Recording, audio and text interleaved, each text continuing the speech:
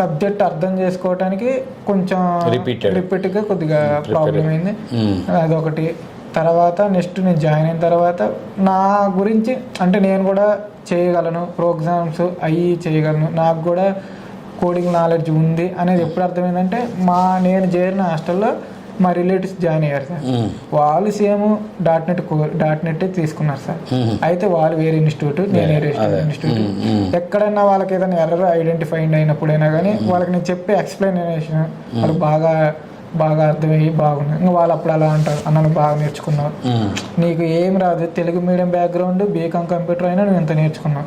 కానీ మేము BTech background, CEC background, CSC background అయినా కానీ మేము నేర్చుకోలేకపోతున్నాం. మీకున్న బాగా చెప్తున్నారు సార్ మీ సార్, స్టెప్ బై స్టెప్ బాగా చెప్తున్నాడు అని వాళ్ళు అలా అంటారు. అదే ఎర్రర్ హ్యాండ్లింగ్ చేశారు, వాళ్ళ ఎర్రర్స్ అన్ని ఐడెంటిఫై చేస్తారు. వాళ్ళు ఏంటంటే ఒక ఏదన్నా కోడింగ్ రాయాలన్నా కానీ కొంతవరకు ఎక్కడ బేసిక్ నుంచే స్టార్ట్ చేస్తారు, మధ్యలో వచ్చే మిడిల్లో బ్రేక్ అయిపోతుంది. అంటే ఇక్కడ ఫంక్షన్ ఎలా బిహేవ్ చేస్తుంది, క్లాస్ ఎలా బిహేవ్ చేస్తుంది, ఆబ్జెక్ట్ ఏంది, దాని గురించి అనేది వాళ్ళకి బేసిక్ నాలెడ్జ్ అనేది అసలు లేదు సార్, లేదు.